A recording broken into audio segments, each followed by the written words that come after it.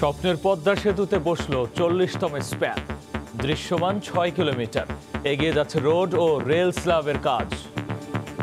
দেশি বিদেশি সব সংশয়কে তুচ্ছ করে নিজেদের সক্ষমতার বড় প্রমাণ এই সেতুর মাধ্যমে বিশ্ব এখন জানবে হার না মানা অদম্য এক দেশ বাংলাদেশের নাম। যে কাদম্বিনী মরিয়া প্রমাণ করলো মরে নাই, আমরাও কাজ করেই দেখাবো যে কাজটা হচ্ছে। আগামী সপ্তাহে সবশেষ স্প্যানটি উঠলেই দেখা যাবে পুরো সেতু। আমাদের বিজয়ের মাসেই আমাদের সর্বমোট 41টি স্প্যান সবগুলোই বসে যাবে। দেখছিলেন প্রধান শিরোনাম। রাত 11টার সময় সঙ্গে আছি আমি গোলাম রাব্বি। এবার অন্যান্য শীর্ষ সংবাদ। রোহিঙ্গা ক্যাম্প ছেড়ে ভাষাঞ্চলে নিজস্ব ঘর পেল 1642 জন। দেয়া হয়েছে খাবার, প্রয়োজনীয় সরঞ্জাম, ব্যবস্থাপনায় সন্তুষ্ট আগতরা। সব প্রস্তুতি শেষ, যে কোনো মুহূর্তে ব্রিটেনে ভ্যাকসিন প্রয়োগ, করোনার টিকা হতে হবে সবার। জাতিসংঘের বিশেষ অধিবেশনে বললেন প্রধানমন্ত্রী শেখ হাসিনা। শুরুতেই পদ্মা সেতুর খবর।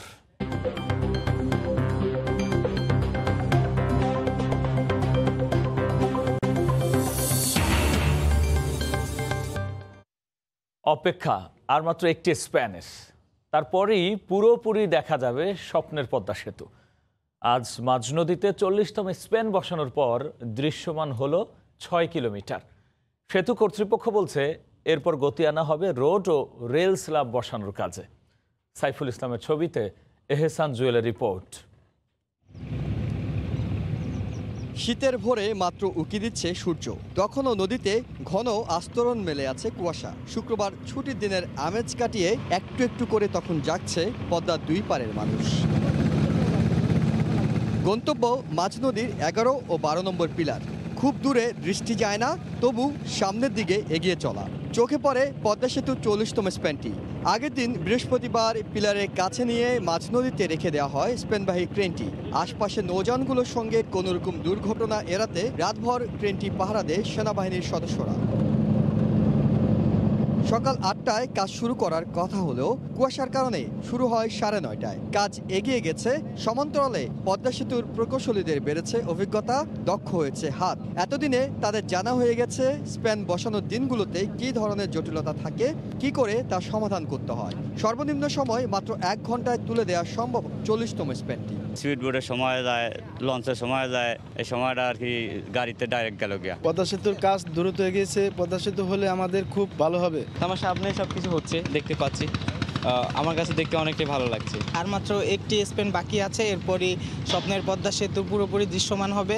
সেতুর স্প্যান বসানোর কাজ শেষের দিকে হওয়ায় এদিন কাজের অগ্রগতি দেখতে আসেন প্রকল্প পরিচালক, প্রধান পরামর্শক সহ সেতু কর্তৃপক্ষের ঊর্ধ্বতন কর্মকর্তারা। প্রথম থেকেই কনফিডেন্ট ইনশাল্লাহ পারবো, এবং আমরা করে দেখাই দিলাম। আমরা অনেকবারই বলেছি যে কাদম্বিনী মরিয়া প্রমাণ করলো মরে নাই, আমরাও কাজ করেই দেখাবো যে কাজটা হচ্ছে। মহাপ্রান্তে আগে থেকে বসানো 10টি স্প্যানের সাথে নতুন স্প্যানটি যোগ হওয়ার পর পুরো সেতুতে বাকি থাকলো আর মাত্র একটি স্প্যান। আগামী সপ্তাহে সেটাও বসে দেওয়ার পরিকল্পনা এগুচ্ছে জোরে সোরে। ছিল অনিশ্চয়তা, প্রাকৃতিক আর কারিগরি শত জটিলতা। সবকিছু উতরে সময় এখন স্বপ্ন দেখার। দেশি বিদেশি সব সংশয়কে তুচ্ছ করে নিজেদের সক্ষমতার সবচেয়ে বড় প্রমাণ এই সেতুর মাধ্যমে বিশ্ব এখন জানবে অদম্য এক দেশ বাংলাদেশের নাম। অপেক্ষা আর মাত্র 1 সপ্তাহের। এহসান জুয়েল, সময় সংবাদ, মাওয়া, মুন্সিগঞ্জ। এদিকে 10 ডিসেম্বরের মধ্যে পদ্মা সেতুর বাকি একটি স্প্যান বসবে বলে জানিয়েছেন সড়ক পরিবহন ও সেতু মন্ত্রী ওবায়দুল কাদের। সকালে তার সরকারি বাসভবনে ব্রিফিংয়ে তিনি একথা বলেন। আর মাত্র একটা স্প্যান বসার বাকি, সেটা 10 তারিখের মধ্যে আশা করছি। আমাদের বিজয়ের মাসেই আমাদের সর্বমোট 41টি স্প্যান সবগুলোই বসে যাবে। এই সুখবরটা আপনাদেরকে আমি দিচ্ছি। এবার রোহিঙ্গা স্থানান্তর প্রসঙ্গ। কক্সবাজারের ক্যাম্প ছেড়ে ভাষাঞ্চলে নিজস্ব ঘর পেলেন 1642 জন। শুক্রবার সন্ধ্যায় নিত্য প্রয়োজনীয় উপকরণ সহ তাদের নিজ নিজ আবাসস্থলে পৌঁছে দেয় নৌবাহিনীর সদস্যরা। এর মাধ্যমে শুরু হলো এই রোহিঙ্গাদের উন্নত জীবনের পথ চলা। নতুন আশ্রয়স্থলে এসে খুশি তারা। নোয়াখালীর ভাষাঞ্চর থেকে সাখোয়াত ত্রিপুর ক্যামেরায় বিস্তারিত জানাচ্ছেন কমল দে। উখিয়ার কুতুপালং আশ্রয় শিবির থেকে নোয়াখালীর ভাষাঞ্চর দীর্ঘ যাত্রা এইসব রোহিঙ্গার। আর এই যাত্রাপথে রোহিঙ্গাদের মধ্যে বিন্দুমাত্র ক্লান্তি কিংবা অবসাদ ছিল না। দুপুর তখন 2টা, একে একে 7টি নৌ এবং সেনাবাহিনীর জাহাজ ভিড়ে ভাষাঞ্চর জেটিতে। জাহাজ থেকে নামে রোহিঙ্গারা প্রথমে ট্রানজিট ক্যাম্পে, তারপর গাড়িযোগে নিয়ে যাওয়া হয় ওয়ের হাউসে। সেখানেও ছিল চমক, চকলেট এবং বেলুন দিয়ে বরণ করে নেওয়া হয় রোহিঙ্গা শিশুদের। সন্ধ্যা গড়ানোর আগে নির্ধারিত আবাসস্থলে পাঠানো হয় রোহিঙ্গা পরিবারগুলোকে।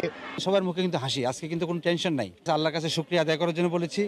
এবং একই সাথে এখানে যে ফেসিলিটিগুলি কক্সবাজারে পেয়েছিল, এখানে অনেক বেশি ভালো অবস্থানে থাকবে। সেই ফেসিলিটিগুলি আমাদেরকে সহযোগিতা করার জন্য বলছি।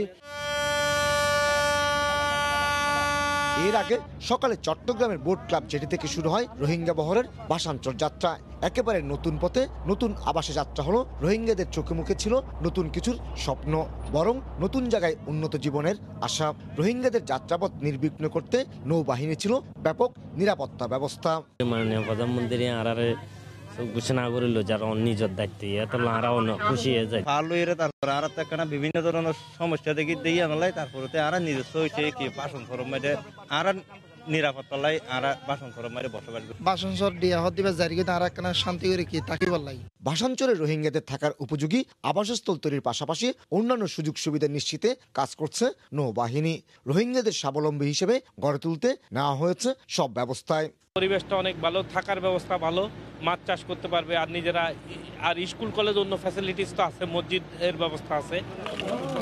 কক্সবাজারের টেকনাফ উখিয়ে বসবাসরত 12 লাখ রোহিঙ্গার মধ্যে 1 লাখকে ভাষাঞ্চলে সরিয়ে নেওয়ার সিদ্ধান্ত নেয় বাংলাদেশ সরকার। কিন্তু নানা শর্ত জুড়িয়ে জাতিসংঘ সহ আন্তর্জাতিক সংস্থাগুলো স্থানান্তরের বিরোধিতা করছিল। কমল দে, সময় সংবাদ, ভাষাঞ্চর, নোয়াখালী।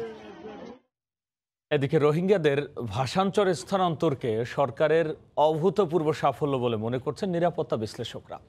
এর মাধ্যমে রোহিঙ্গাদের ঘিরে পশ্চিমা বিশ্বের ভূ রাজনৈতিক খেলা বন্ধের পাশাপাশি গতি আসবে মিয়ানমারের স্থায়ী প্রত্যাবাসন প্রক্রিয়ায়। রাশেদ বাপির রিপোর্ট। মিয়ানমারের সরকারি বাহিনীর স্বজাতি নির্মূলের এই তাণ্ডব লীলায় বাংলাদেশ সীমান্তে 2017 সালের আগস্টে ঢল নামে রোহিঙ্গাদের। মানবিকতার সর্বোচ্চ প্রমাণ দিয়ে কক্সবাজার ও উখিয়াতে বাস্তুচ্যুত নিপীড়িত রোহিঙ্গাদের আশ্রয় দেয় বাংলাদেশ সরকার, যা আন্তর্জাতিক বিশ্বে কুড়ায় ভূয়সী প্রশংসা। দফায় দফায় আলোচনা, প্রত্যাবাসন চুক্তির পরও আঞ্চলিক ও আন্তর্জাতিক ভূ রাজনৈতিক নানা কূটকৌশলে 3 বছরেও একজন রোহিঙ্গাকেও মিয়ানমারে ফেরত পাঠাতে পারেনি বাংলাদেশ। অন্যদিকে খাবার, আবাসন, নিরাপত্তা, কর্মসংস্থান সহ সব সুযোগ সুবিধা নিশ্চিত করে রোহিঙ্গাদের ভাষাঞ্চরে নেয়ার প্রক্রিয়া নিয়ে বারবার প্রশ্ন তোলে আন্তর্জাতিক সংস্থাগুলো। সব বাধা পেরিয়ে ভাষাঞ্চরে রোহিঙ্গারা যেতে রাজি হওয়ায় পুরো বিষয়টিকে সরকারের অনেক বড় অর্জন হিসেবে দেখছেন বিশ্লেষকরা। এটা তো গোপনে নেওয়া হচ্ছে না, রাতের বেলাও নেওয়া হচ্ছে না। সুতরাং রোহিঙ্গারা স্বইচ্ছায় যাচ্ছে। আজকে এই রোহিঙ্গাদের যে স্থানান্তর শুরু হলো, কূটনৈতিক একটি যে প্রচেষ্টা, তার বড় সফলতা। আন্তর্জাতিক সম্প্রদায়ের বিরোধিতাকে রোহিঙ্গা সমস্যা জিইয়ে রাখার অপচেষ্টা উল্লেখ করে সমস্যার স্থায়ী সমাধানে চীনকে পাশে পেতে সরকারকে আরো উদ্যোগী হওয়ার পরামর্শ তাদের। পাশাপাশি এগিয়ে থাকতে হবে তথ্যযুদ্ধেও। যদি রোহিঙ্গারা এখন নিরাপদ জায়গায় যায়, তাহলে এই ভূরাজনৈতিক খেলা বা স্বার্থ পশ্চিমা বিশ্বের সেই জায়গাটি অনেক সংকুচিত হয়ে যাবে। আমার মনে হয় তখন চীন এগিয়ে আসবে। তারা যদি হ্যাপি থাকে মেন্টালিতে, আমাদের কোনো সমস্যা নাই, তখন তারাই অন্যদেরকে বলবে, ইন্টারন্যাশনাল কমিউনিটিকে বলবে, ডোনার এজেন্সিকে বলবে, তাদের কমিউনিটিকে বলবে যে আমরা খুব ভালো আছি। 2017 সালে 10 লাখ রোহিঙ্গা আশ্রয় নেয় বাংলাদেশে। এই সংখ্যা বর্তমানে ছাড়িয়েছে 12 লাখ। রাশেদ বাপ্পি, সময় সংবাদ, ঢাকা। পাকিস্তানের নবনিযুক্ত রাষ্ট্রদূতকে দেয়া প্রধানমন্ত্রীর বক্তব্যকে ইতিবাচকভাবে দেখছেন দেশের কূটনীতিক ও বিশিষ্ট নাগরিকরা। এই বক্তব্যের মাধ্যমে 71-এ পাকিস্তানের নৃশংস ভূমিকার জন্য বাংলাদেশ সরকার দেশটিকে ক্ষমা চাওয়ার বার্তা দিয়েছেন বলেও মনে করছেন তারা। এছাড়াও বাংলাদেশে পাকিস্তানের গণহত্যার বিচারের দাবি তোলার এখনই সময় বলেও মনে করেন বিশেষজ্ঞ। রক্তে উজ্জিত স্বাধীনতার 50 বছরে পা রাখতে যাচ্ছে সেই দিনের সেই পরাধীন ভূমি। উন্নয়ন, আর্থসামাজিক বাস্তবতা, জ্ঞান বিজ্ঞান, এমনকি স্বনির্ভরতা নানা সূচকে আজ বাংলাদেশ ছাড়িয়ে গেছে পাকিস্তানকেও। বিশ্ব পরিমণ্ডলে মাথা উঁচু করে দাঁড়াচ্ছে দক্ষিণ এশিয়ার এই ইমাজিং টাইগার। গত বৃহস্পতিবার সন্ধ্যায় প্রধানমন্ত্রী শেখ হাসিনার সঙ্গে সৌজন্য সাক্ষাৎ করেন ঢাকায় নিযুক্ত পাকিস্তানের নতুন হাই কমিশনার ইমরান আহমেদ সিদ্দিকী। এই সময় পাকিস্তানের নারকীয় অত্যাচার বাংলাদেশ এখনো ভোলেনি উল্লেখ করে শেখ হাসিনা দূতকে জানান, পাকিস্তানকে কখনো ক্ষমা করা সম্ভব নয়। পাকিস্তানকে সাহায্য করলো ভারতের সঙ্গে। পরাজিত শক্তির প্রতি শেখ হাসিনার এমন দৃঢ় মন্তব্যের পর নানা মহলে বিষয়টি নিয়ে আলোচনা চলছে। কূটনৈতিক মহল ও সুশীল সমাজ মনে করছে তার এই বক্তব্যে মাথা না নোয়ানোর অনুপ্রেরণা পাবে জাতি। মাননীয় প্রধানমন্ত্রী সম্মান দেখিয়েছেন, আপনি এসছেন, আসেন, আপনি আমাদের অতিথি, কিন্তু এই আপনারা করেছেন, এটা আমরা বাঙালিরা কখনো ভুলবে না। এটা অর্থটা কি? আপনারা ক্ষমা চান। প্রধানমন্ত্রী শেখ হাসিনার এই বক্তব্য হচ্ছে গোটা দেশের 17 কোটি মানুষের প্রাণের কথা। তারা বলছেন এখন উচিত পাকিস্তানিদের গণহত্যা বিচার চাওয়ার জন্য সরকারের আন্তর্জাতিকভাবে মতামত সৃষ্টি করা। বিভিন্ন দেশের সঙ্গে যোগাযোগ করেছি, তারা কিন্তু এ বিষয়ে একমত। 71-এ গণহত্যাটা পাকিস্তানিরাই করেছিল, কিন্তু সেই গণহত্যা স্বীকৃতির জন্য তো সরকারকে আনুষ্ঠানিকভাবে সেসব দেশের কাছে চিঠি দিতে হবে। আমাদের যে জনগণের প্রতিনিধিরা আছেন আজকে সারা পৃথিবী জুড়ে, তাদের সবারই সোচ্চার হওয়া উচিত, যাতে করে এই গণহত্যার কথা সারা পৃথিবীর মানুষ। সব প্রস্তুতি শেষ, ভ্যাকসিন পৌঁছে গেছে যুক্তরাজ্যে, এখন কেবল প্রয়োগের পালা। প্রথম ধাপের ভ্যাকসিনেশন কার্যক্রমের মাধ্যমে 99% মৃত্যু প্রতিরোধ ও হাসপাতালে ভর্তি ঠেকানোর আশা করছে ব্রিটেন। বেলজিয়ামের এখানেই উৎপাদিত হচ্ছে ফাইজার ও বায়োএনটেক উদ্ভাবিত করোনার ভ্যাকসিন। যুক্তরাজ্যের অনুমোদনের পর এখন তা সরবরাহ করছে মার্কিন ওষুধ উৎপাদনকারী প্রতিষ্ঠান ফাইজার।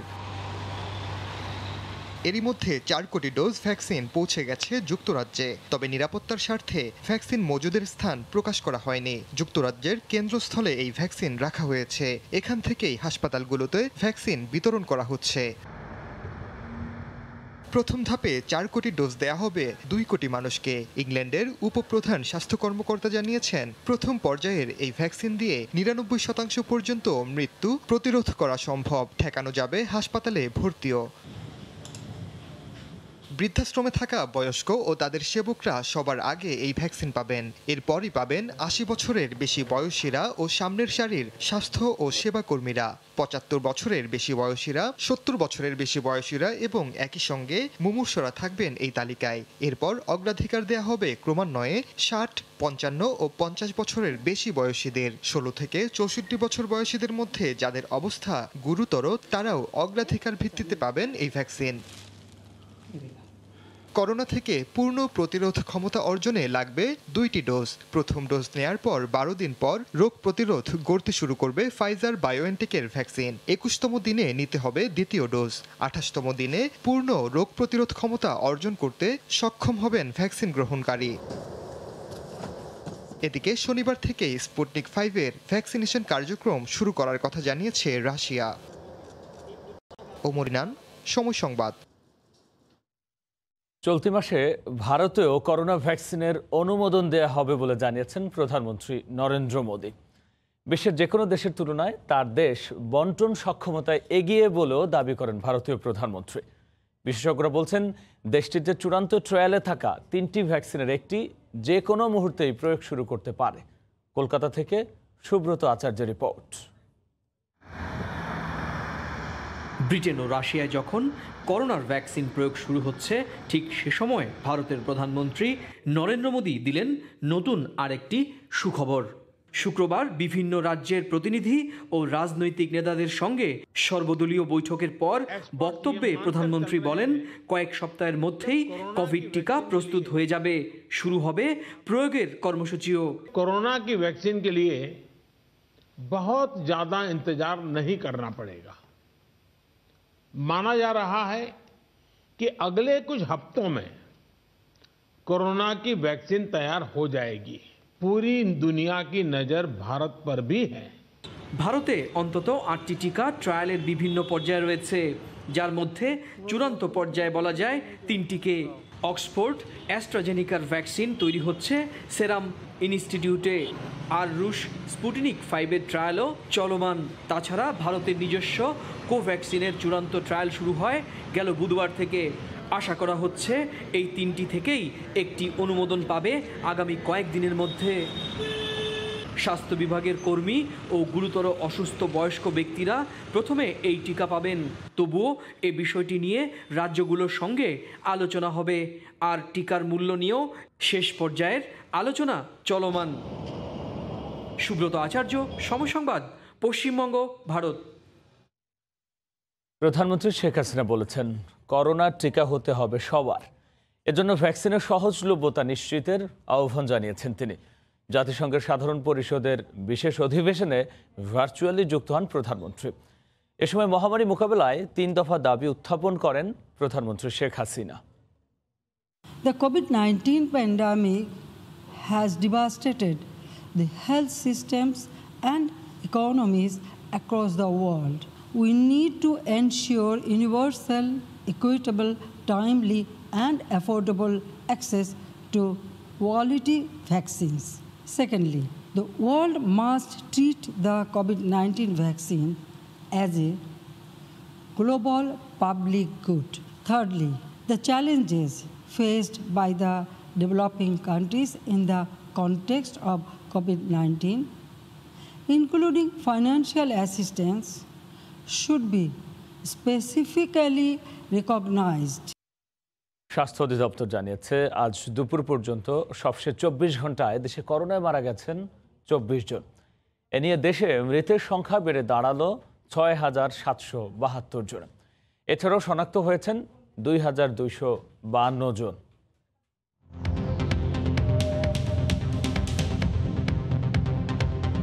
গত 24 ঘন্টায় কোভিড-19 নমুনা পরীক্ষা করা হয়েছে 15,430 জনের। এ পর্যন্ত মোট নমুনা পরীক্ষা করা হয়েছে 28,36,411 জনের। 24 ঘন্টায় নতুন শনাক্ত হয়েছেন 2,252 জনের। এ নিয়ে দেশে মোট শনাক্তের সংখ্যা 4,73,991 জন।